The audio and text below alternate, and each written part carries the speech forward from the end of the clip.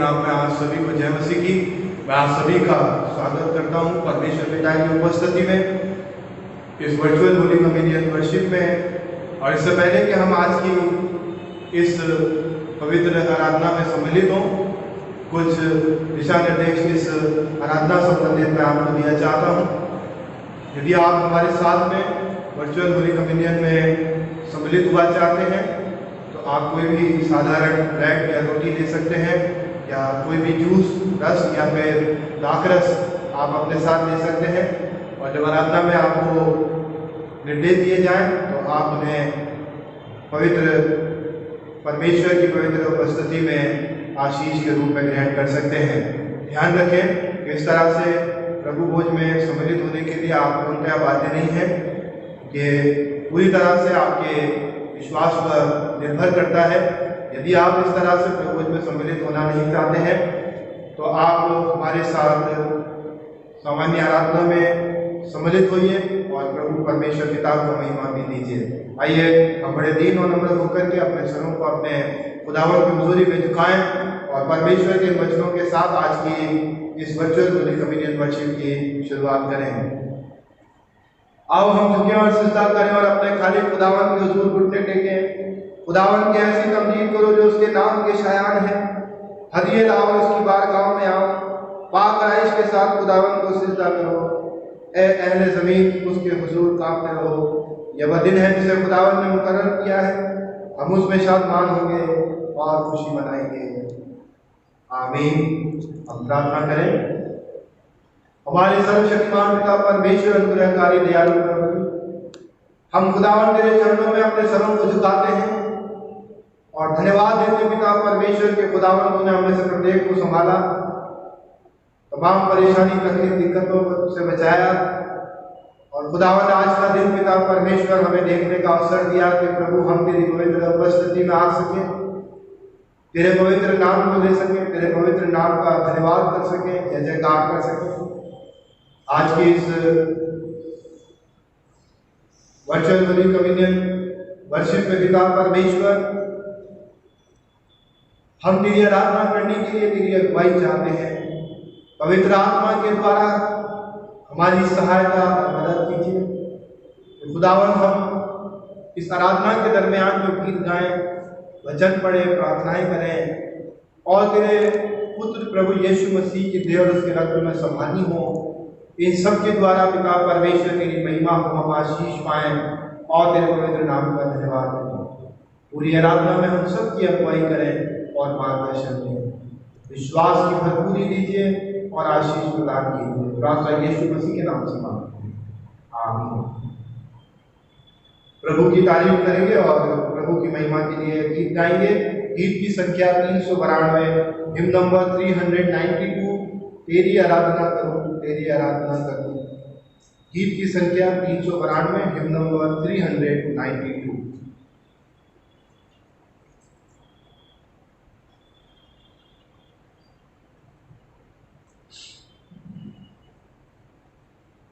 तेरी आराधना करूं, तेरी आराधना करूं, पाप क्षमा कर जीवन दे दे, दया की याचना करूं।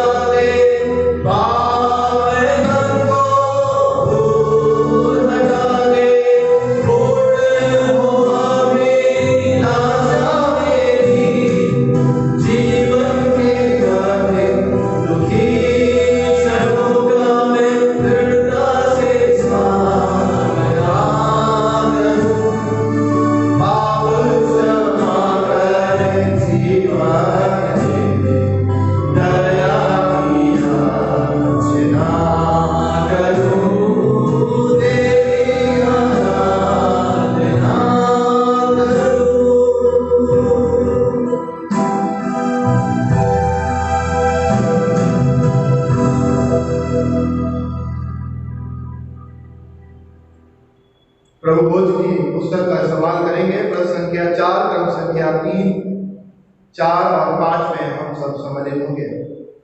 प्रभु भोज की किताब क्रम संख्या 4, क्रम संख्या 3, क्रम संख्या 4, क्रम संख्या 5 में हम सब सम्मिलित होंगे। हमारे खुदा यीशु मसीह का फजल, खुदा बाप की मोहब्बत, रूह कुद्दूस की शराकत आप सबके साथ होती रहे। आइए हम प्रार्थना करें। ऐ तमाम कुदरत के खुदा, तेरे आगे सबके दिल का हाल खुदा है। तुझे सबकी मुरादें मालूम हैं और तुझसे कोई भेद छिपा नहीं।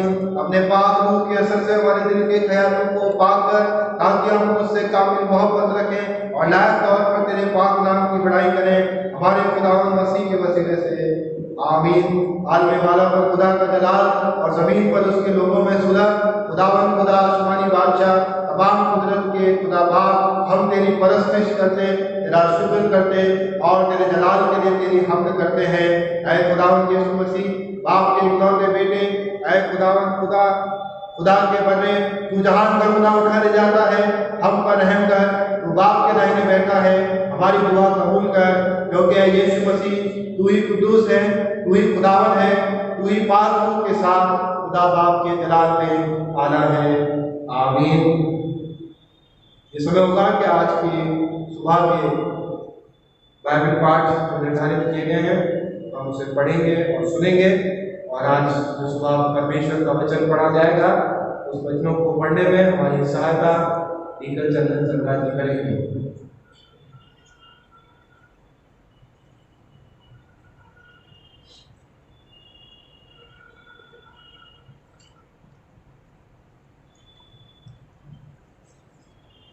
बाइबल का जो पहला पाठ है वो लिया गया है उत्पत्ति की किताब, उसका 41 अध्याय 49 पद से लेकर और 42 अध्याय के 5वें पद तक। उत्पत्ति की किताब उसका 41 अध्याय 49 पद से लेकर 42 अध्याय के 5वें पद तक, जहां पर इस प्रकार से लिखा है,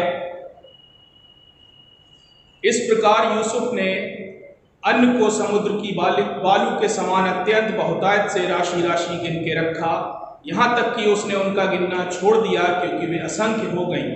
अकाल के प्रथम वर्ष के आने से पहले यूसुफ के 2 पुत्र ओन के याजक पोतीपेरा की बेटी आसनत से जन्मे। यूसुफ ने अपने जेठे का नाम यह कह के मनशे रखा कि परमेश्वर ने मुझसे मेरा सारा क्लेश और मेरे पिता का सारा घराना भुला दिया है। दूसरे का नाम उसने यह कहकर एफ्रेम रखा कि मुझे दुख भोगने के देश में परमेश्वर ने फलवंत किया है। मिस्र देश के सुकाल के 7 वर्ष समाप्त हो गए और यूसुफ के कहने के अनुसार 7 वर्षों के लिए अकाल आरंभ हो गया। सब देशों में अकाल पड़ने लगा, परंतु सारे मिस्र देश में अन्न था। जब मिस्र का सारा देश भूखों मरने लगा, तब प्रजा फिरौन से चिल्ला कर रोटी मांगने लगी, और वह सब मिस्रियों से कहा करता था, यूसुफ के पास जाओ और जो कुछ वह तुमसे कहे वही करो। इसलिए जब अकाल सारी पृथ्वी पर फैल गया और मिस्र देश में अकाल का रूप भयंकर हो गया, तब यूसुफ सब भंडारों को खोल के मिस्रियों के हाथ अन्न बेचने लगा। इसलिए सारी पृथ्वी के लोग मिस्र में अन्न मोल लेने के लिए यूसुफ के पास आने लगे, क्योंकि सारी पृथ्वी पर भयंकर अकाल था। जब याकूब ने सुना कि मिस्र में अन्न है, तब उसने अपने पुत्रों से कहा, तुम एक दूसरे का मुंह क्यों देख रहे हो? फिर उसने कहा, मैंने सुना है कि मिस्र में अन्न है, इसलिए तुम लोग वहां जाकर हमारे लिए अन्न मोल ले आओ, जिससे हम ना मरें वरन जीवित रहें। अतः यूसुफ के 10 भाई अन्न मोल लेने के लिए मिस्र को गए, और यूसुफ के भाई बिन्यामीन को याकूब ने यह सोचकर भाइयों के साथ ना भेजा कि कहीं ऐसा ना हो कि उस पर कोई विपत्ति आ पड़े। इस प्रकार जो लोग अन्न मोल लेने आए, उनके साथ इज़राइल के पुत्र भी आए, क्योंकि कनान देश में भी भारी अकाल था।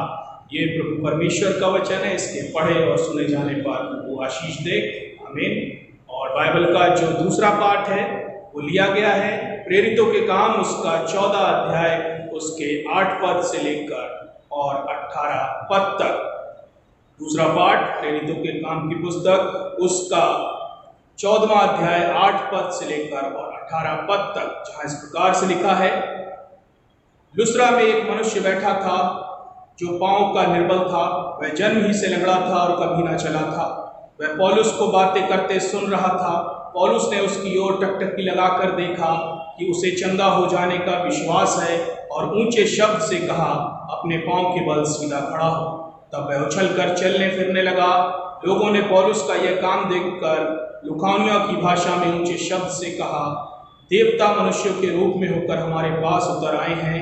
उन्होंने बरनबास को ज्यूस और पौलुस को हिरमेस कहा, क्योंकि वह बातें करने में मुख्य था। ज्यूस के उस मंदिर का पुजारी जो उनके नगर के सामने था, बैल और फूलों के हार फाटकों पर लाकर लोगों के साथ बलिदान करना चाहता था। परंतु बरनबास और पौलुस प्रेरित ने जब यह सुना तो अपने कपड़े फाड़े और भीड़ में लपके और पुकार कर कहने लगे, हे लोगों, तुम क्या करते हो? हम भी तो तुम्हारे समान दुख सुख भोगी मनुष्य हैं और तुम्हें सुसमाचार सुनाते हैं कि तुम इन व्यर्थ वस्तुओं में अलग होकर जीवते परमेश्वर की ओर फिरो, जिसने स्वर्ग और पृथ्वी और समुद्र और जो कुछ उनमें है बनाया।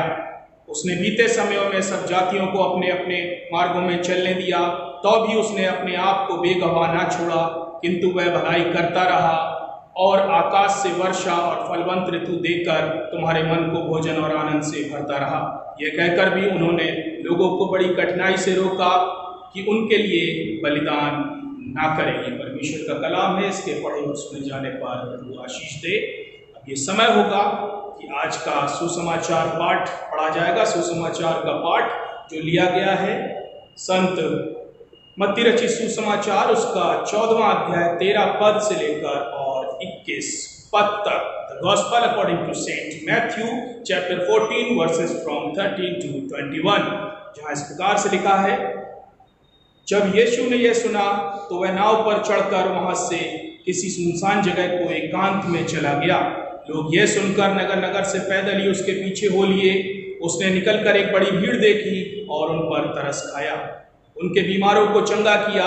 जब सांझ हुई तो उसके चेलों ने उसके पास आकर कहा, यह सुनसान जगह है और देर हो रही है, लोगों को विदा किया जाए कि वे बस्तियों में जाकर अपने लिए भोजन मोल लें। पर यीशु ने उनसे कहा, उनका जाना आवश्यक नहीं, तुम ही इन्हें खाने को दो। उन्होंने उससे कहा, यहाँ हमारे पास 5 रोटी और 2 मछलियों को छोड़ा और कुछ नहीं है। उसने कहा, उनको यहाँ मेरे पास लाओ। तब उसने लोगों को घास पर बैठने को कहा और उन 5 रोटियों और 2 मछलियों को लिया और स्वर्ग की ओर देखकर धन्यवाद किया और रोटियां तोड़ तोड़ कर चेलों को दी।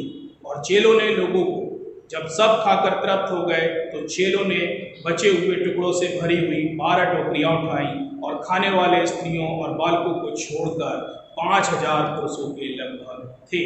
ये प्रभु यीशु मसीह का सुसमाचार है। इसके पढ़े और सुने जाने पर परमेश्वर अपनी आशीष दे।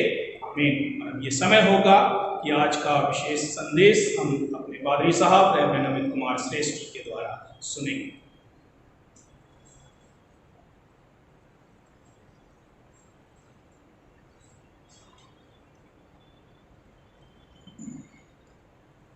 और इससे पहले कि हम पवित्र वचन की ओर अपने ध्यान को लगाएं, हम अपने सरों को खुदावंद के हज़ूर में झुकाएं और उससे प्रार्थना करें। हमारे सर्वशक्तिमान पिता परमेश्वर अनुग्रहकारी दयालु प्रभु जी, तेरे चरणों में खुदावंद अपने सरों को झुकाते हैं और धन्यवाद देते पिता परमेश्वर के तूने हमें यह मौका दिया कि प्रभु हम तेरी पवित्र उपस्थिति में तेरे वचनों को खुदावंद सीखें, समझें और इन वचनों के द्वारा पिता परमेश्वर अपने जीवन के द्वारा खुदा तुझे महिमा देने वाले बने। इससे पहले कि खुदावन हम तेरे पवित्र वचनों को खुदावन मनन करें, उस पर चिंतन करें, पिता परमेश्वर पवित्र आत्मा की उपस्थिति बने रहने के लिए प्रार्थना करते हैं और प्रार्थना करते हैं प्रभु की उसी की सहायता से हम खुदावन आज की इस सुंदर स्वभाव में पिता परमेश्वर जीवनदायक वचन को पिता परमेश्वर सुनने वाले और ग्रहण करने वाले बने। मुझ तेरे खादिम के साथ हो, मेरे मुंह से जो वचन निकले, हृदय से जो विचार निकले, उसके द्वारा तेरी महिमा हो। सभी को सुनने वाले कान, ग्रहण करने वाला हृदय प्रदान करके आशीष देना। ये प्रार्थना तेरे बेटे हमारे उद्धार करते यीशु मसीह के नाम से मांगते हैं, आमीन। परमेश्वर पिता का धन्यवाद हो कि प्रभु ने हमें ये एक बार फिर से मौका दिया कि हम प्रभु के उपस्थिति में परमेश्वर के पवित्र वचन को मनन और चिंतन करें, उसके वचन को सीखें, समझें और उसके वचन के ऊपर ध्यान करें। मेरे अजीजों, आज का जो विषय हमारे लिए रखा गया है उस प्रकार से है, परमेश्वर भूखों के लिए भोजन व्यवस्था करता है। God provides food for Hungary. आज का जो हमारा विषय है, इस विषय पर बाइबल में हमें बहुत कुछ सीखने को मिलता है। या हम यूँ कहें कि बाइबल में से जब हम उस विषय को खोजते हैं तो वहाँ पर हमें इस विषय के अंदर बहुत सी बातें सीखने को मिल जाएंगी। साथ ही जब हम परमेश्वर के जीवित वचन का अध्ययन करते हैं तो पता चलता है कि इस विषय के अंदर बहुत से प्रभु के दासों ने, सेवक संतों ने गवाही दी है कि किस रीति से परमेश्वर जो है वो जरूरतमंदों के लिए भोजन की व्यवस्था करता है। भजन संहिता उसका 145 और 15 में भजन का लिखने वाला प्रभु का दास कहता है कि सभी की आंखें तेरी ओर अर्थात तुझ यहोवा परमेश्वर की ओर लगी रहती है और तू अर्थात यहोवा परमेश्वर उनको आहार समय पर देता है। सभी की आंखें तेरी ओर लगी रहती हैं और तू उनको आहार समय पर देता है। The eyes of all look you and you give them their food at the proper time। समय पर परमेश्वर आहार देता है और इस बात की गवाही जो है वो परमेश्वर का दास भजन का लिखने वाला देता है। भजन 146 और उसके 7वें वचन में भजनकार कहता है कि यहोवा परमेश्वर पिसे हुओं का न्याय चुकाता है और भूखों को रोटी देता है और बंधुओं को छुड़ाता है। Bible says almighty God gives food to the hungry. परमेश्वर यहोवा पिसे हुओं का न्याय चुकाता और भूखों को रोटी देता है। लेकिन सोचने और विचार करने वाली बात यह है कि परमेश्वर ये काम किस रीति से करता है और किस तरह से परमेश्वर इन काम को और इस व्यवस्था को करता है। इसके उत्तर में बाइबल कहती है कि परमेश्वर कई एक तरीकों से जो बिल्कुल अद्भुत है अपने कार्य करता और व्यवस्थाएं करने वाला परमेश्वर है। और उन्हीं तरीकों में से कुछ एक तरीकों के उदाहरण मैं आज की सुबह आपके साथ में शेयर करना चाहता हूँ। जो पहला तरीका परमेश्वर का व्यवस्था करने का है वो हमें देखने को मिलता है प्रेरितों के काम नामक पुस्तक उसका 14 अध्याय है। जब प्रभु के सेवक के द्वारा आश्चर्य कर्म किया गया, हम वहां पर देखते हैं कि जब आश्चर्य कर्म लोगों ने देखा तो वहां के लोगों ने जो परमेश्वर के सेवक थे उनको ईश्वर का दर्जा दिया। वो उन्हें ईश्वर का सा बोलने लगे। वो कहने लगे कि ईश्वर जो है हमारे बीच में मनुष्य बन करके, देवता जो है वो हमारे बीच में देवता बन करके उतर आए हैं और वो उनके लिए बलिदान अर्पण करना चाहते थे। पौलुस ने ना सिर्फ इस तरह के से काम करने के लिए उन्हें मना किया, पौलुस ने ना सिर्फ उन्हें सही रीति से सही कार्य करके परमेश्वर को महिमा देने के लिए संदेश दिया, बल्कि इसी समय का पूरा फायदा लेते हुए उसने अपने संदेश के माध्यम से लोगों को बताया कि प्रभु अपने लोगों के लिए किस प्रकार से भोजन व्यवस्था करता है। प्रेरितों के काम नामक पुस्तक उसका 14 अध्याय और उसके 17 वचन को जब मैं और आप पढ़ते हैं तो वहां लिखा है कि तो भी उसने अपने आप को बेगवाह ना छोड़ा, किंतु वह भलाई करता रहा, आकाश से वर्षा और फलवंत ऋतु देकर तुम्हारे मन को भोजन और आनंद से भरता रहा। वो कहता है परमेश्वर ने आकाश से वर्षा की, परमेश्वर ने फलवंत करने वाली ऋतु दी और तुम्हारे मन को भोजन और आनंद से भर दिया। और ये परमेश्वर का एक तरीका है जिसके द्वारा वो भूखे और प्यासे लोगों की, जो जरूरतमंद लोग हैं, उनकी जरूरतों को पूरा करने की व्यवस्था करता है। दूसरा जो तरीके का उदाहरण जो मैं आपके साथ में शेयर करना चाहता हूँ वो पहला राजा की पुस्तक उसका 17वां अध्याय और उसके पहले वचन से लेकर के 7 वचन के अंदर हम देखते हैं कि परमेश्वर ने अपने दास एलिया नबी को किस रीति से, आश्चर्यजनक रीति से कौवे के माध्यम से भोजन की व्यवस्था उसके लिए करके दी। मेरा दिलों ये दूसरा तरीका परमेश्वर के वचन के अंदर हम देखते हैं कि किस प्रकार से जब कोई भूखा होता है या फिर कोई जरूरत में होता है तो परमेश्वर कौन से उपाय को अपनाता है, किसको माध्यम बनाता है और किस तरीके से वो वहां पर जो फूड है वो प्रोवाइड करता है। और यहाँ हम देखते हैं कि परमेश्वर ने अपने दास एलिय्याह नबी को कैसे आश्चर्यजनक रीति से कौवे के माध्यम से भोजन की व्यवस्था करके दी। वहीं हम जब देखते हैं तीसरा उदाहरण पहला राजा की पुस्तक 17वां अध्याय, इसी अध्याय के अंदर हमें देखने को मिलता है कि इसी अपने दास एलिय्याह नबी के द्वारा सारपत की विधवा के घर में जब भोजन का अभाव हो गया तो वहां पर आश्चर्य कर्म करने के द्वारा परमेश्वर ने उस स्त्री को ना सिर्फ एक दिन वरन जब तक कि अकाल रहा तब तक के लिए भोजन की व्यवस्था परमेश्वर ने करके दी।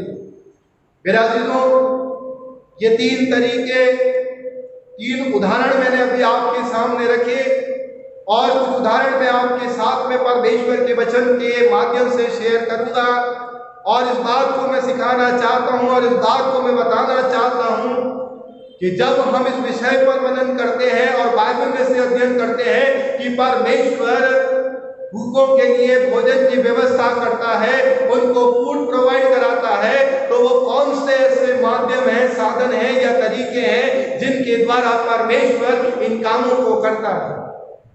तीन तरीके अभी हमने परमेश्वर के वचन में से देखे, चौथा तरीका भी मैं आपके साथ में परमेश्वर के वचन में से शेयर करना चाहता हूं। चौथा तरीका उदाहरण जो हमें देखने को मिलता है उत्पत्ति की किताब उसका 41वां अध्याय और उसके 49 वर्ष से लेकर के चैप्टर 42 उसकी वर्ष 5 तक, जहां पर हम देखते हैं कि स्वप्न और स्वप्न का अर्थ समझाने के द्वारा परमेश्वर ने भोजन की व्यवस्था की। यूसुफ पर स्वप्न का अर्थ जाहिर किया। इस हिस्से से मैं और आप भली भांति परिचित हैं। इसके विषय में मैं और आप बहुत अच्छी तरह से जानकारी रखते हैं कि किस प्रकार से वो स्वप्न जब उस समय दिखाई दिया और यूसुफ ने उस स्वप्न का अर्थ परमेश्वर की आत्मा से समझ करके प्रकट किया, तो हम देखते हैं कि वहां पर ये बात सामने आई कि 7 वर्ष सुकाल के होंगे और 7 वर्ष अकाल के होंगे। यूसुफ पर स्वप्न का अर्थ जाहिर किया गया, जिसकी वजह से सुकाल के 7 वर्षों में भोजन इकट्ठा किया गया और अकाल के 7 वर्षों में उस एकत्रित की गई भोजन सामग्री के द्वारा जरूरतमंद लोगों की जरूरत को पूरा किया गया। जब परमेश्वर का वचन हम पढ़ते हैं तो वहां पर हम देखते हैं कि अकाल की भयंकरता किस तरह की थी। वचन के अंदर लिखा है कि सब देशों के अंदर अकाल फैलने लगा। एक समय आया कि मिस्र देश में भी अकाल पूरी तरह से फैल गया और जहां पर यूसुफ के पिता और उसके भाई रहते थे उस जगह में भी जब अकाल पड़ा और भोजन वस्तुएं नहीं थी तो किस प्रकार की समस्या का सामना उन्हें करना पड़ रहा था, वो याकूब के शब्दों के अंदर हमें देखने को मिल जाएगा कि याकूब कहता है कि तुम जाओ और जाकर के मिस्र देश में जहां पर अन्न है भोजन वस्तुएं मोल ले आओ ताकि हम ना मरे। इसका मतलब ये था कि भोजन के अभाव में वहां जो लोग थे उनकी मृत्यु जो थी वो निश्चित थी। याकूब की चिंता से, याकूब के शब्दों से और याकूब के अपने पुत्रों को यह कहकर कि भोजन की व्यवस्था की जाए, हम इस बात को समझते हैं कि जो अकाल था वो कितना भयानक था और अकाल के जो परिणाम दिखाई दे रहे थे वो और ज्यादा कितने भयानक दिखाई दे रहे थे। याकूब कहता है ऐसा ना हो कि हम मर जाएं। मेरे अजीजों, बाइबल इस बात को कहती है कि परमेश्वर ने अपने दास को स्वप्न का अर्थ बताकर वो भोजन की व्यवस्था की, जिसके द्वारा बहुत से जरूरतमंद लोगों को ठीक जरूरत के समय भोजन जो है वो प्रोवाइड करवाया गया। 5वां उदाहरण हम देखते हैं जो सुसमाचार के अंदर पढ़ा गया, मत्ती रचित सुसमाचार, और उसके मत्ती रचित सुसमाचार के अंदर हमने पढ़ा 14 अध्याय के 13 से 21 वचन के अंदर, उसमें किस रीति से प्रभु यीशु मसीह ने 5000 की भीड़ को 2 मछली और 5 रोटी से भोजन करवाया। और यहाँ जो आश्चर्य कर्म हुआ है, उस आश्चर्य कर्म को करने के लिए परमेश्वर ने 3 माध्यम अपनाए। पहला माध्यम जिसका जिक्र यहाँ मत्ती रचित सुसमाचार के अंदर किया गया है, और वो है खुदावन यीशु मसीह के चेले, जिनसे खुदावन यीशु मसीह के पास आकर, जिन्होंने खुदावन यीशु मसीह के पास आकर के इस बात की चिंता जाहिर की कि संध्या हो गई है और अब जो भीड़ हमारे साथ है उसको विदा कर देना चाहिए, ताकि वो पास के गांव में जाकर के अपने लिए भोजन की व्यवस्था कर सके। प्रभु यीशु मसीह ने उन्हें उत्तर दिया और कहा, इनका जाना आवश्यक नहीं, तुम ही इनको खाने के लिए भोजन दो। प्रभु यीशु मसीह ने कहा, इनका जाना आवश्यक नहीं, तुम ही इनके लिए इंतजाम करो, तुम ही इनके लिए व्यवस्था करो। और हम देखते हैं कि वहां पर चेलों ने प्रभु यीशु मसीह तक जो कुछ उनके पास में था, जो कुछ उन्हें मिला, वो उन्होंने ला करके प्रभु यीशु मसीह को दिया, क्योंकि प्रभु यीशु मसीह ने कहा, इनका जाना आवश्यक नहीं, तुम ही इन्हें खाने दो। पहला माध्यम हम देखते हैं कि उसने अपने चेलों को बनाया। दूसरा माध्यम जिसका जिक्र इस वर्णन में तो नहीं किया गया, लेकिन और अन्य सुसमाचारों में वर्णित घटना के अंदर किया गया है, वो बालक जिसके पास में ये 2 मछली और 5 रोटी थी, जिसको परमेश्वर ने मन के अंदर डाला कि वो परमेश्वर की योजना का हिस्सा बने, और वो परमेश्वर के अनुग्रह से इस बात को समझ पाया कि मैं खुदा के काम में किस तरह से अपना योगदान दे सकता हूं। जो मेरे पास है मैं उसे दे करके परमेश्वर के काम में जो है वो सहायता कर सकता हूं। दूसरा माध्यम वो छोटा बालक था, जिसने जो उसके पास में था उसको शेयर करके प्रभु को महिमा दी। तीसरा माध्यम था प्रभु यीशु मसीह की प्रार्थना।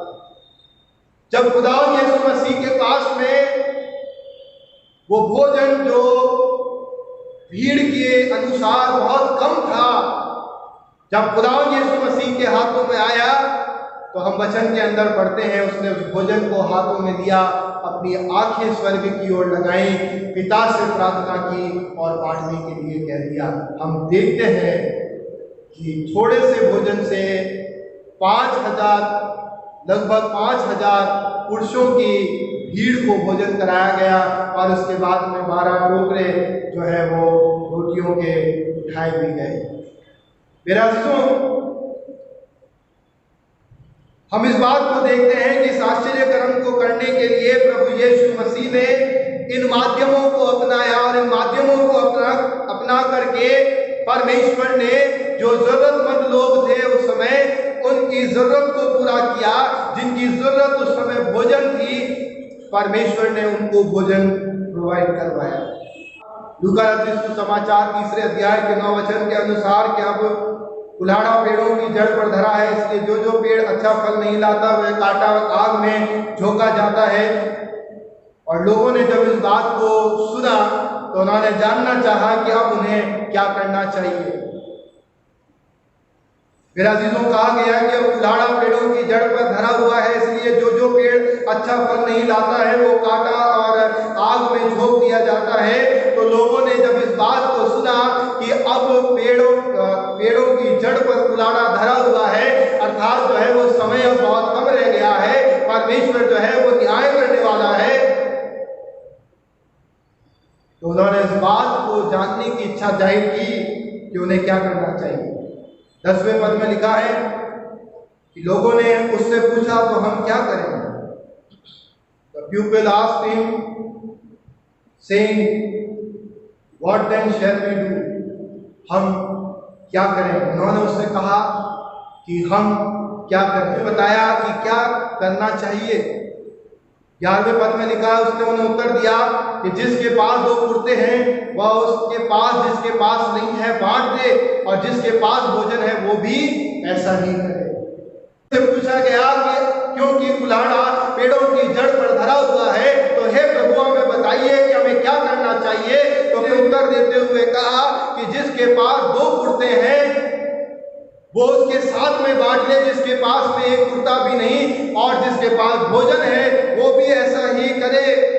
मेरे अजीजों, प्रभु यीशु मसीह ने सृष्टि के आरंभ से, जब आप देखेंगे कि परमेश्वर ने सृष्टि के आरंभ से लोगों की परवाह की थी और सदैव लोगों की जरूरतों को पूरा करने के लिए अनेकों प्रकार से व्यवस्थाएं की, और अनेकों लोगों को और साधनों को माध्यम बना करके परमेश्वर ने समय समय पर अपने लोगों की जरूरतों को पूरा किया और उनके लिए व्यवस्थाएं की। प्रभु आज भी कई लोगों को अपनी योजना के अंतर्गत जरूरतमंद लोगों की जरूरतों को पूरा करने और भूखे जरूरतमंद लोगों के लिए भोजन व्यवस्था करने के लिए माध्यम बनाना चाहता है। इसलिए उसके माध्यम से कहता है, जिसके पास 2 कुर्ते हैं वह उसके साथ जिसके पास नहीं बांट ले, और जिसके पास भोजन हो वो भी ऐसा ही करे। This is the time of sharing. ये कोटेशन जो मैंने एक किताब के अंदर पढ़ा, जिसमें यूं लिखा था, the world's hunger is getting ridiculous. उसमें लिखा था, the world's hunger is getting ridiculous, there is more fruits in rich man shampoo. लिखा था, there is more fruits in rich man shampoo than in a poor man's plate. दुनिया की भूख हास्यास्पद हो रही है। दुनिया में जो भूख है वो हास्यास्पद हो रही है। गरीब आदमी की थाली की तुलना में अमीर आदमी के शैम्पू में अधिक फल दिखाई दे रहे हैं। भूख ऐसी समस्या है जिसने मानवता को शताब्दियों के लिए त्रस्त कर दिया है। यह हमें परेशान करती है। विश्व खाद्य कार्यक्रम के अनुसार भूख दुनिया के प्रमुख स्वास्थ्य जोखिमों में से एक जोखिम है। दुनिया भर में 3 में से 1 व्यक्ति कुपोषण का शिकार है। हर एक 6 सेकंड में 5 से कम उम्र के बच्चे की भूख से संबंधित कारणों की वजह से मृत्यु हो जाती है, और विकासशील दुनिया में 8 लोगों में से 1 हर रात भूखा सो जाता है। हमें आज अपने आसपास देखने की जरूरत है। हमें देखने की जरूरत है उन लोगों को जो भूखे हैं। हमें देखने की जरूरत है उन लोगों को जो जरूरतमंद हैं, और ये सोचने की आवश्यकता है कि हम उनके लिए कुछ करें। आज कोरोना के चलते हालात में यदि हम अपने इर्द गिर्द नजर डालेंगे तो हमें बहुत से ऐसे लोग मिल जाएंगे जिनको हमारी सेवाओं की जरूरत है। यदि हम किसी भूखे को खाना खिलाते हैं तो ये बहुत अच्छी बात है। इससे अच्छी और कोई बात हो नहीं सकती कि यदि आप किसी को भूखा देखें और आपके पास में भोजन है तो आप उसको उसके साथ में शेयर कर दें, बांट लें। यदि आप किसी भूखे को खाना खिलाते हैं तो ये बहुत अच्छी बात है। लेकिन यदि हम किसी को खाना खिलाने की स्थिति में नहीं हैं तो एक काम हम जरूर कर सकते हैं, और वो है उनके लिए प्रार्थना करना। प्रार्थना कीजिए कि ऐसे लोगों के लिए परमेश्वर प्रबंध करे। प्रार्थना कीजिए कि प्रभु ऐसे लोगों की जरूरतों को पूरा करे, और प्रार्थना कीजिए उन लोगों के लिए, उन संस्थाओं के लिए जो ऐसे लोगों के लिए भोजन प्रबंध करने की सेवाएं दे रही हैं।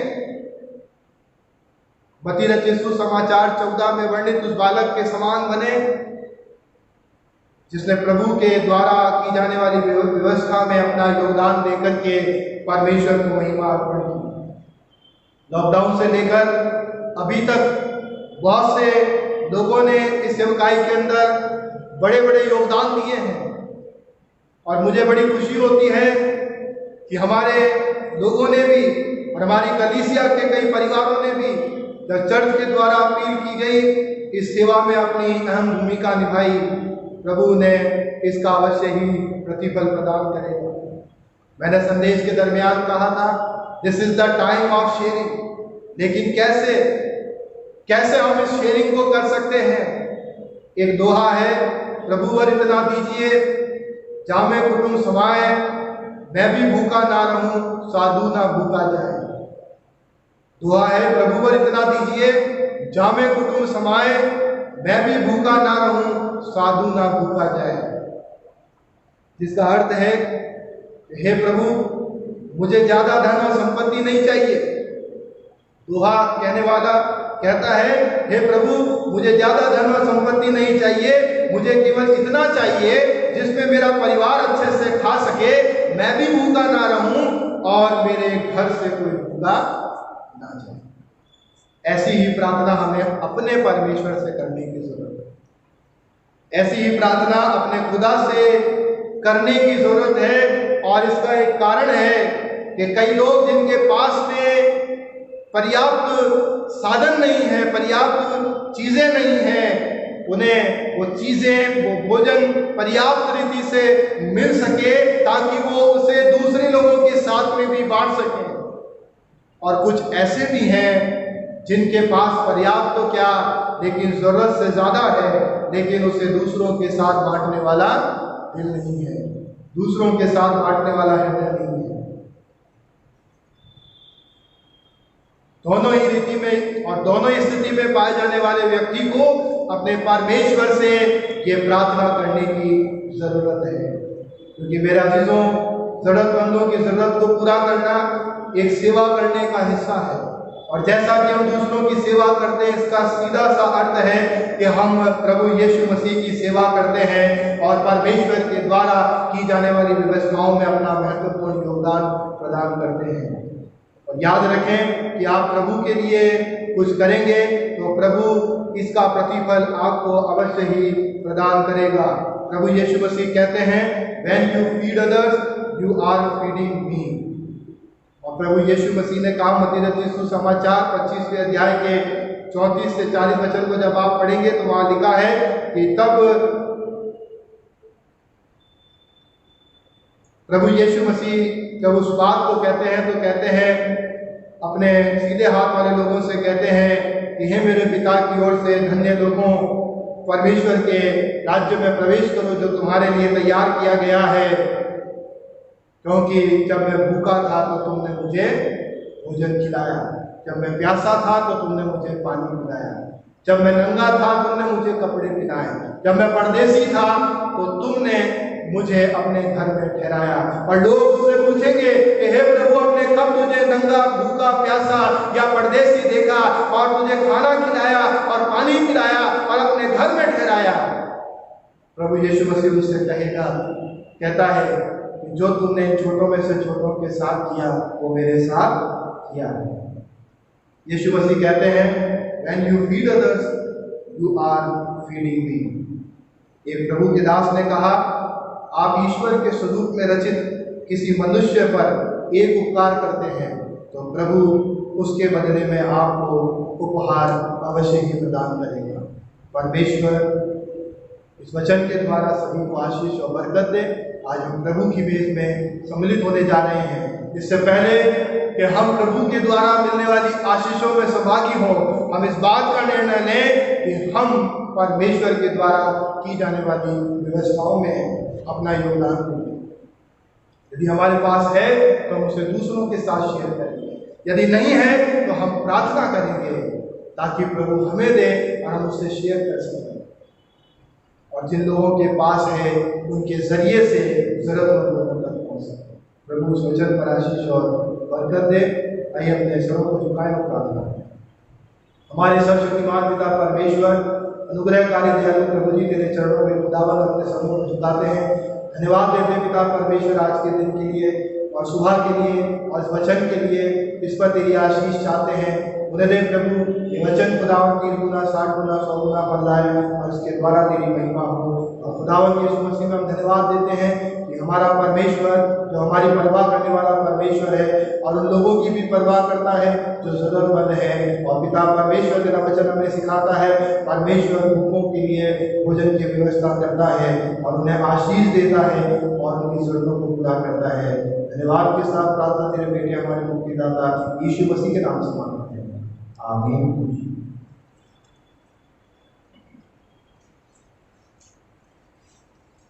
आइए हम आराधना के क्रम में आगे बढ़ेंगे और प्रभु की किताब का इस्तेमाल करेंगे। प्रश्न संख्या 7 क्रम संख्या 14 हम अपने विश्वास वचन को एक साथ मिलकर के दोहराएंगे। प्रश्न संख्या 7 क्रम संख्या 14। हमें खुदा कादिर मुतलक बाप पर ईमान रखते हैं, आसमान और जमीन और सब देखी और अनदेखी चीजों का खालिक है।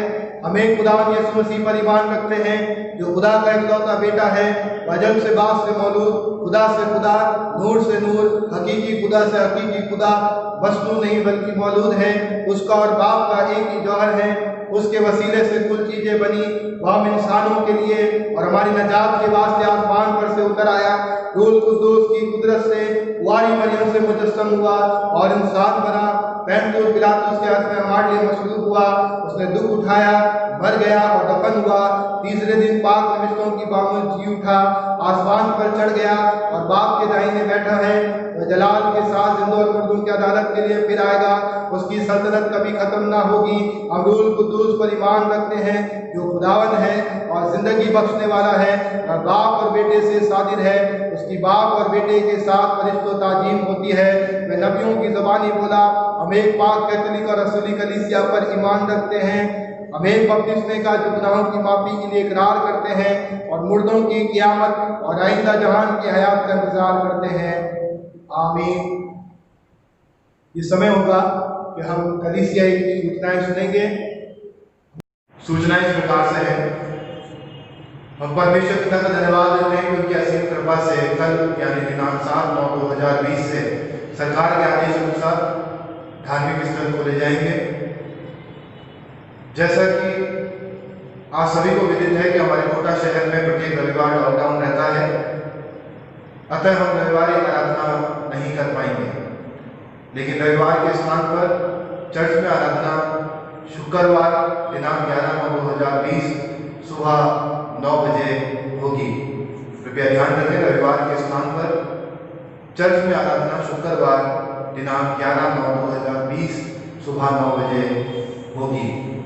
रविवार को आप अपने घरों पर रह करके प्रार्थना और आराधना करें और हमारे YouTube चैनल के माध्यम से आप सभी के लिए आराधना आयोजित की जाएगी। शुक्रवार दिनांक 11/9/2020 को होने वाली आराधना में सम्मिलित होने के लिए वह आने वाले समय में चर्च में होने वाली प्रत्येक आराधना के लिए भी आप सभी को सरकार के द्वारा दी गई गाइडलाइन व पास्टरेट कमेटी CNI चर्च कोटा द्वारा दिए जाने वाले निर्देश और की जाने वाली व्यवस्था का पूर्ण रूप से पालन करना आवश्यक होगा। आप जब चर्च में आराधना के लिए आते हैं तो आवश्यक रूप से फेस शील्ड या मास्क लगा करके आए और किसी वस्तु को न छुएं और न ही एक दूसरे से हाथ मिलाएं व सोशल डिस्टेंसिंग की पूर्ण पालना करें। 65 वर्ष या उससे अधिक उम्र के व्यक्ति और 10 वर्ष या उससे कम आयु के बच्चे घर ही पर रहकर आराधना करें। आराधना संबंधित अन्य निर्देश आपको चर्च आराधना पूर्व दिए जाएंगे। आप सभी आने वाले दिनों में चर्चेज में होने वाली सभी प्रार्थना और आराधनाओं के लिए परमेश्वर पिता से प्रार्थना करें कि प्रभु अपने घर में अपनी उपस्थिति को बनाए रखकर कलीसिया के प्रत्येक सदस्य को आशीष और बरकत दे। आप सभी से निवेदन किया जाता है कि आप अपना मासिक दान व अन्य भेंटें चर्च कार्यालय समय पर आकर जमा करवा सकते हैं। इस सप्ताह में जिन सदस्यों के जन्मदिन और विवाह की वर्षगांठ है उनके नाम इस प्रकार से हैं।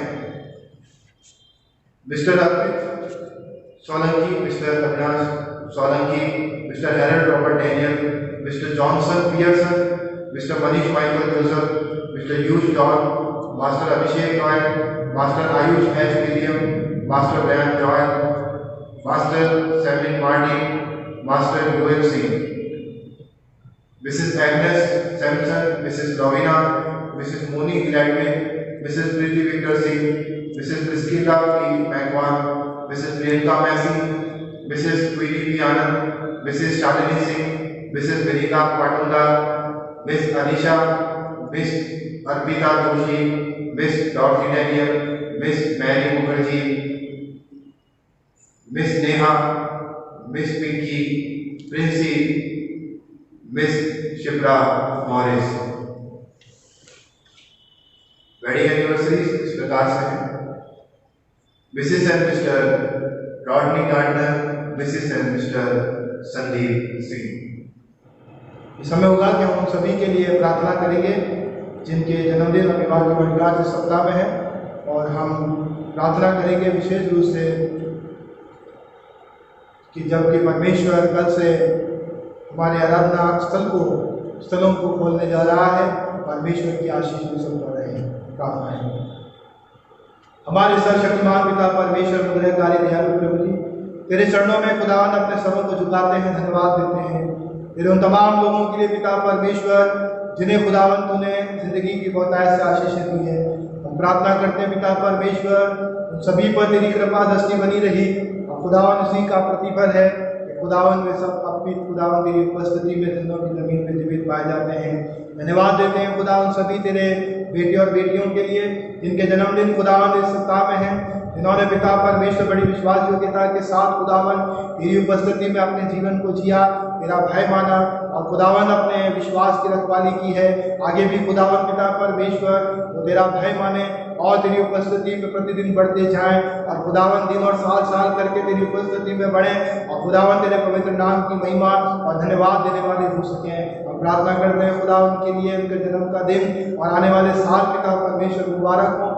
तमाम बीमारी परेशानी तकलीफों से बचाना, अपनी पाक उपस्थिति के अंदर रख करके सेहतमंद और तंदुरुस्त रखना, और खुदावंद अपना अनुग्रह और आशीष का हाथ बनाए रखना कि वो आत्मिकता में पिता परमेश्वर मजबूत बनते जाएं, और खुदावंद तेरे पवित्र नाम को महिमा निरंतर देने वाले हो सके। जिनके विवाह की वर्षगांठ है उन्हें भी खुदा तेरे पवित्र हाथों में रखते हैं और प्रार्थना करते हैं उन्हें भी आशीष और बरकत दीजिए। उनके वैवाहिक जीवन में, पारिवारिक जीवन में आशीष दीजिए। उनके घर परिवार के द्वारा पिता परमेश्वर तेरी महिमा हो, उनका घर मेजबानी का, सेवकाई का घर बने। उनके पारिवारिक जीवन के द्वारा पिता परमेश्वर बहुतों को खुदा उत्साह मिले कि वो मसीह विश्वासी दंपति के समान पिता परमेश्वर तेरे उपस्थिति में अपने जीवन को यापन करते हुए तुझे महिमा की भेंटें भी अर्पण करने वाले हो सके। खुदावन तेरी आशीष पिता परमेश्वर जैसे बीते साल खुदावन उनके पारिवारिक जीवन पर रही, खुदावन पिता परमेश्वर आने वाले नए साल में भी तेरी आशीष खुदावन उनके पारिवारिक जीवन पर रहे, और उसके द्वारा पिता परमेश्वर तेरी महिमा कर सके। धन्यवाद देते पिता परमेश्वर, एक लंबे समय से प्रार्थना में खुदावन अपने विषय को रखा था कि खुदावन पिता तेरे भवन तो पिता परमेश्वर कोरोना के चलते पिता परमेश्वर बंद हुए, और खुदावन तेरे लोग सामूहिक रूप से पिता परमेश्वर तेरी आराधना नहीं कर पा रहे थे, और पिता परमेश्वर वो कल से पिता परमेश्वर खुलने वाले हैं। हम प्रार्थना करते हैं पिता परमेश्वर इससे पहले कि प्रभु सामूहिक रूप से इकट्ठे होकर तेरी आराधना करने के लिए पिता परमेश्वर सरकारी निर्देशों का पालन करते हुए पिता परमेश्वर आराधना करने के लिए तेरे भवन खोले जाएं। पिता परमेश्वर प्रभु तेरी उपस्थिति खुदावन तेरे भवन में होने पाए, तेरे लोगों के व्यक्तिगत जीवन में होने पाए, ताकि जब लोग खुदावन यहाँ पर उससे प्रार्थना करने के लिए आए, तेरी आराधना करने के लिए आए, तुझे महिमा देने के लिए आए, तो खुदावन को पिता परमेश्वर सच्ची श्रद्धा और पूरी भक्ति के साथ में पिता परमेश्वर तेरे चरणों में आकर महिमा और धन्यवाद का बलिदान अर्पण कर सके। तेरी आशीष को प्राप्त करने वाले हो सकें, और जो वर्तमान की समस्याएं हैं खुदावन उनके लिए प्रार्थना करने वाले हो सके, ताकि सभी बातों से हमें पिता परमेश्वर छुटकारा मिले, तेरी आशीष ही आशीष देखी जाए और उसके द्वारा तेरी महिमा हो। हम अपने देश के लिए, पूरे विश्व के लिए प्रार्थना करते हैं, खुदावन कोरोना से मुक्त कीजिए, और पिता परमेश्वर प्रभु जी खुदावन सब बातों को खुदावन सामान्य कर दीजिए, ताकि पिता परमेश्वर सामान्य जनजीवन हो जाए और प्रभु तेरे नाम की महिमा हो। धन्यवाद के साथ प्रार्थना तेरे बेटे हमारे मुक्तिदाता यीशु मसीह के नाम से मांगते हैं, आमीन।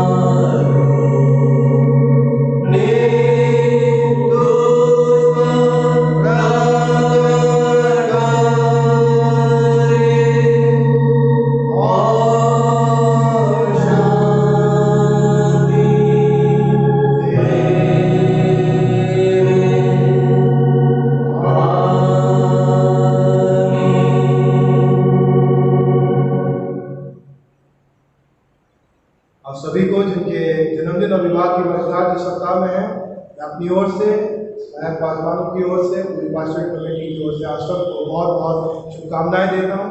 आप सभी को बहुत बहुत बधाई, और यीशु मसीह आपको आशीष और बरकत प्रदान करें। ये समय होगा कि हम प्रभुज की पुस्तक का इस्तेमाल करेंगे, प्रश्न संख्या 9 क्रम संख्या 16 सिफारिशी दुआओं में हम अपने परमेश्वर के हज़ूरी में सम्मिलित होंगे। प्रभुज की किताब प्रश्न संख्या 9 क्रम संख्या 16। आइए हम सब इंसानों के लिए दुआ करें और अपनी दुआओं को खुदावंद यीशु मसीह की दायमी सिफारिश के साथ पेश करें। आए आसमानी बाप, हम तुझसे दुआ करते हैं सारे जहान में इंसाफ और सुलह कायम हो और हर इंसान बहुतायत से जिंदगी पाए। ऐ रहीम खुदावंद, हमारी दुआ सुन। उन सब के लिए जो शहर में बसते हैं, उन तमाम बातों को दूर करने के लिए भी जो एक दूसरे में फूट और झगड़े पैदा करती हैं, ताकि हमारे मुल्क में सच्ची एकता और मेल मिलाप की तरक्की हो। ऐ रहीम खुदावंद, हमारी दुआ सुन। उन सब के लिए जो खेती बाड़ी, उद्योग धंधे या व्यापार में लगे हुए हैं, सब मजदूर और कारीगरों के लिए, और उन सारे लोगों के लिए भी जो हमारी जरूरतों को पूरा करते हैं। ऐ रहीम खुदावंद, हमारी दुआ सुन। तमाम उस्तादों, पढ़ने वालों, साइंसदानों, लेखकों, हुनरमंदों और उन सब के लिए भी जो दूसरे लोगों के दिलो दिमाग पर असर डालते हैं। ऐ रहीम खुदावंद, हमारी दुआ सुन। उन सब के लिए जो दुख या तकलीफ उठा रहे हैं, बेरोजगार हैं, गरीब और भूखे हैं, मोहताज या कुचले हुए हैं, जो बीमार हैं या कोरोना से संक्रमित हैं, उन सब के लिए भी जो उनकी मदद और सब सहायता और सेवा करते हैं। ऐ रहीम खुदावंद, हमारी दुआ सुन। उन सब के लिए इस मुल्क और दूसरे मुल्कों में इख्तियार दिया गया है, खासकर हमारे राष्ट्रपति, प्रधानमंत्री, सूबा के गवर्नर और मुख्यमंत्री, और उन सब के लिए भी जो किसी भी तरह का इख्तियार रखते हैं। ऐ रहीम खुदावंद, हमारी दुआ सुन।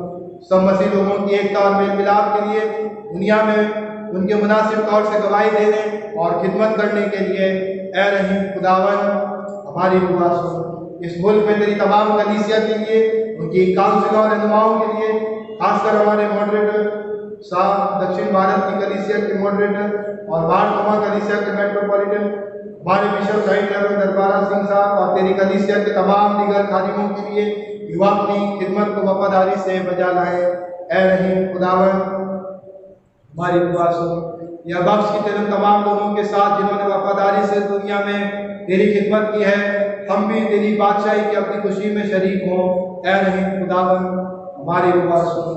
ऐ आसमानी बाप, अपनी बादशाही में अल्लाह और हमारी दुआओं को कबूल फरमा, जो हम तेरे बेटे और अपने खुदावंद और मुंजी यीशु मसीह के नाम के वसीले से पेश करते हैं। आमीन। इसी आराधना क्रम में आगे बढ़ेंगे। प्रश्न संख्या 15 क्रम संख्या 17। आइए हम अपने खुदाओं का इकरार करें। ऐ अजीजों, हमारे खुदावन यीशु मसीह ने फरमाया, खुदावन हमारा खुदा एक ही खुदावन है, तो खुदावंद अपने खुदा से अपने सारे दिल और अपनी सारी जान और अपनी सारी अक्ल और अपनी सारी ताकत से मोहब्बत रख। पहला हुक्म यही है। दूसरा यह है कि तू अपने पड़ोसी से अपने बराबर मोहब्बत रख, इनसे बड़ा और कोई हुक्म नहीं। खुदा ने दुनिया से ऐसी मोहब्बत रखी कि उसने अपने इकलौता बेटा यीशु मसीह बख्श दिया, जो हमें गुनाहों से बचाए, आसमान में हमारे लिए सिफारिश करे और हमें हमेशा की जिंदगी को पहुंचाए। इसलिए आइए हम तौबा और ईमान के साथ अपने गुनाह का इकरार करें। हम खुदा के बदल से उसके हुक्म को मानने का और सब लोगों के साथ मेल और मोहब्बत से रहने का पक्का इरादा करें। ऐ तमाम कुदरत के खुदा हमारे आसमानी बाप, हमने ख्याल, कौल और फैल से तेरे और अपने साथियों के खिलाफ गुनाह किया है।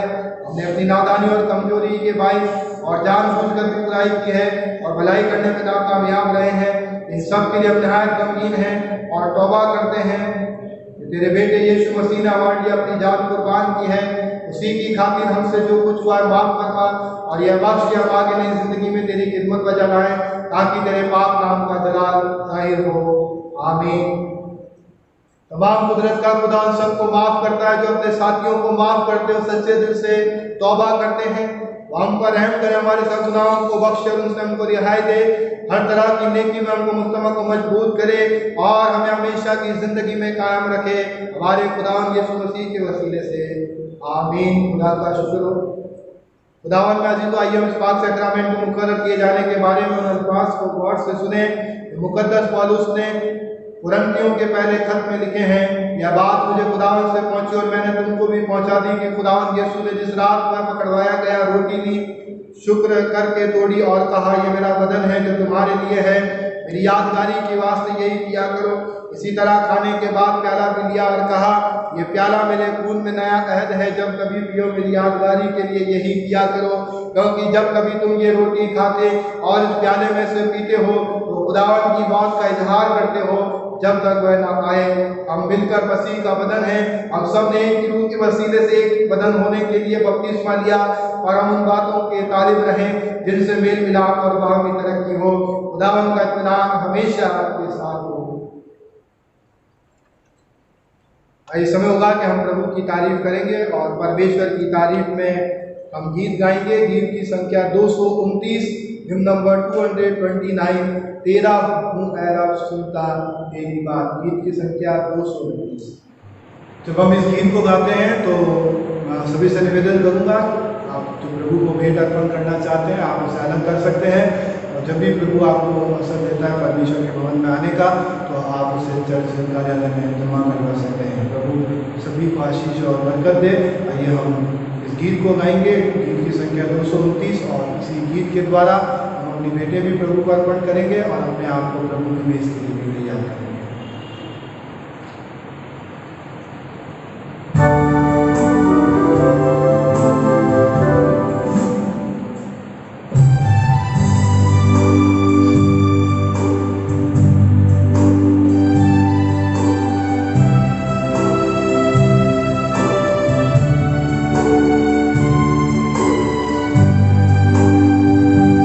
तेरा हूँ ऐ रब सुनता तेरी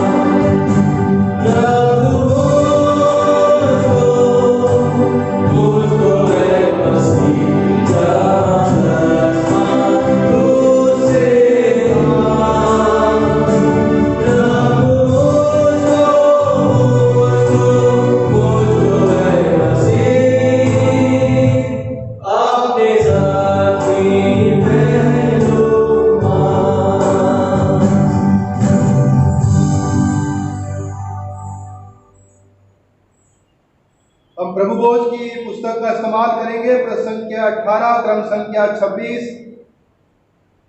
आइए जो भेंटें हमने अलग की हैं उसके साथ अपने आप को भी खुदा की खिदमत के लिए पेश करें और प्रार्थना करें।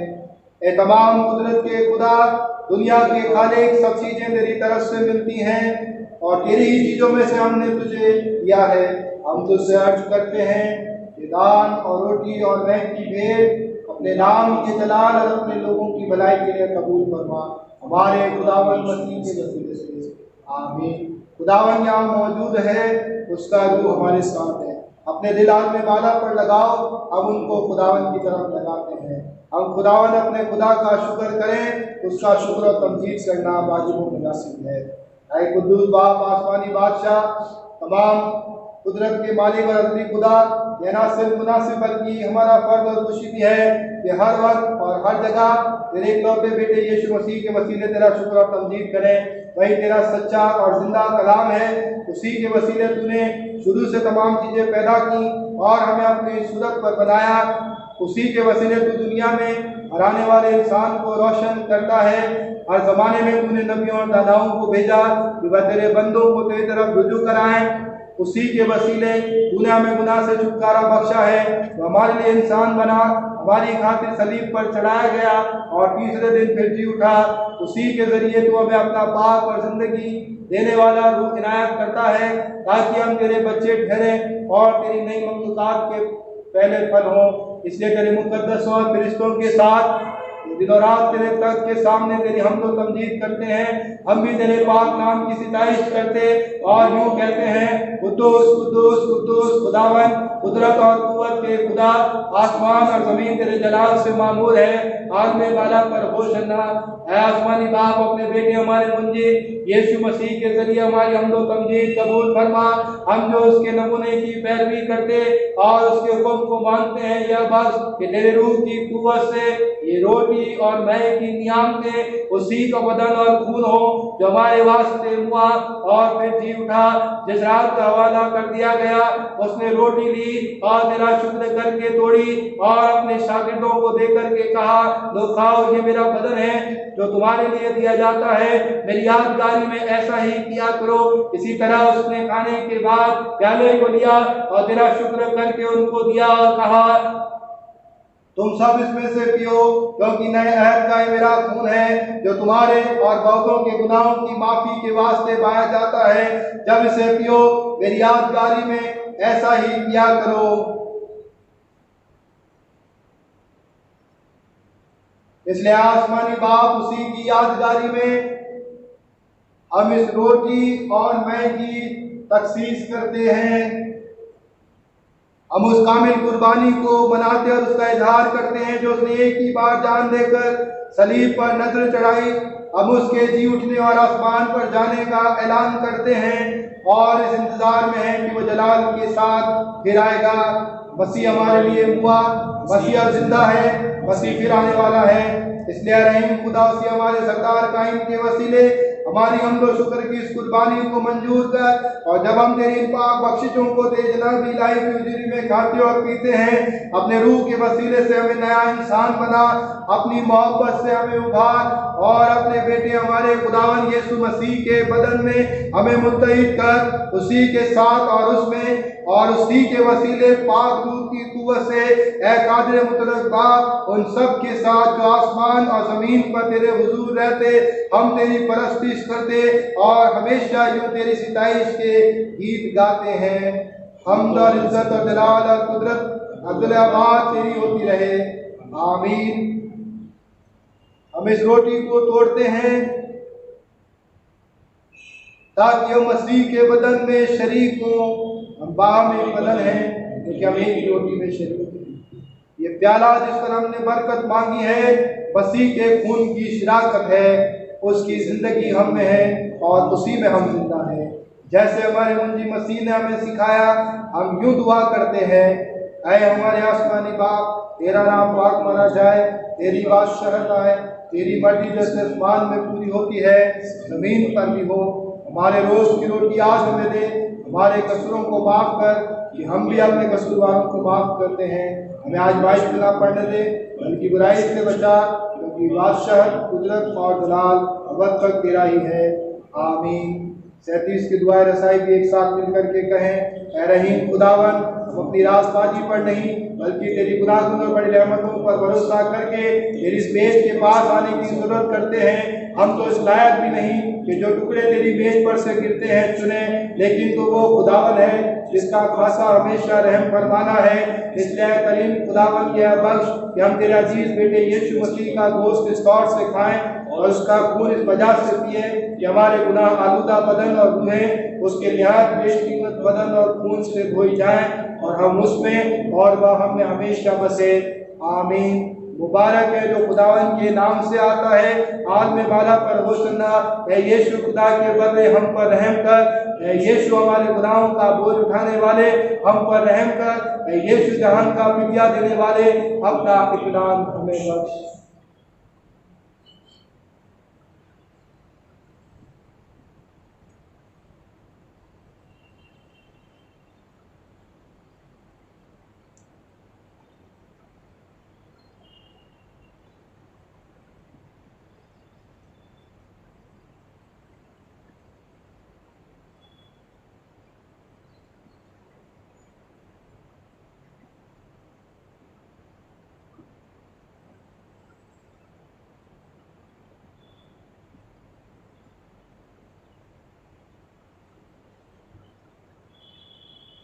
इस वक्त आपको आह्वान दिया जाएगा कि जो रोटी और दाखरस या ब्रेड या जूस जो कुछ आपके सामने है आप उसे लें। और जिस समय आपको आह्वान दिया जाएगा मैं आपसे कहूँगा कि ये रोटी है, प्रभु यीशु मसीह की देह है, आप इसे ले सकते हैं तो आप उस रोटी को खाइए।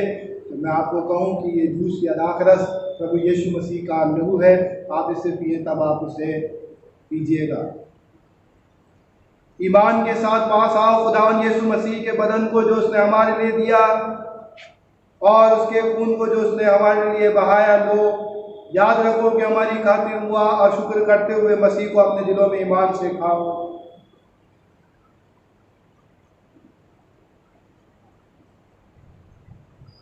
खुदावन यीशु मसीह का बदन जो आपके लिए दिया गया है, आप इसे लें।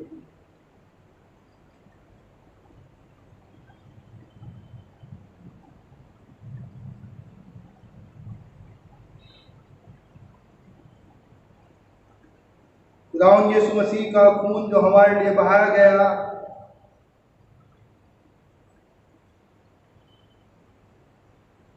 प्रभु यीशु मसीह के यादगारी में आप उसे लें।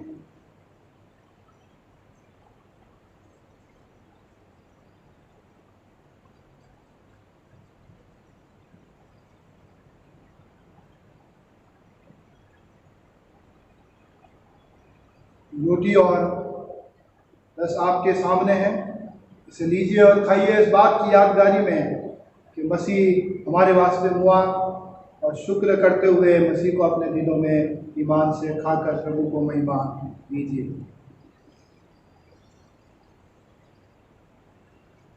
ये समय होगा कि हम अंतिम प्रार्थना में सम्मिलित होंगे।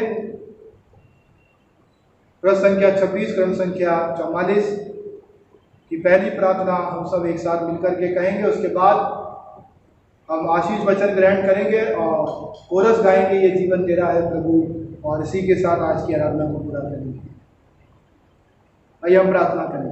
ऐ तमाम कुदरत के खुदा, हम अपने दिल जान से तेरा शुक्र करते हैं कि तूने हमें अपने बेटे यीशु मसीह के खून और बदन की रूहानी खुराक से सेहत किया है। हम उसी के वसीले से अपने आप को जिंदा कुर्बानी होने के लिए तेरी नजर करते हैं। यह बख्श कि हम तेरे रूह की कुव्वत से मामूल होकर यहाँ से रुखसत हों और अपनी ज़िंदगी और खिदमत से हर वक्त तेरा जलाल जाहिर करें। आमीन। खुदावन का इत्मीनान जो समझ से बिल्कुल बाहर है, आपके दिल और ख्यालों को खुदावन और उसके बेटे हमारे खुदावन यीशु मसीह की पहचान और मोहब्बत में महफूज रखे। और कादिर मुतलक खुदा बाप, बेटे और रूह कुद्दूस की बरकत आप पर हो और आप सबके साथ अब से लेकर हमेशा हमेशा तक होती रहे। ये जीवन तेरा है प्रभु, समर्पित तुझको है।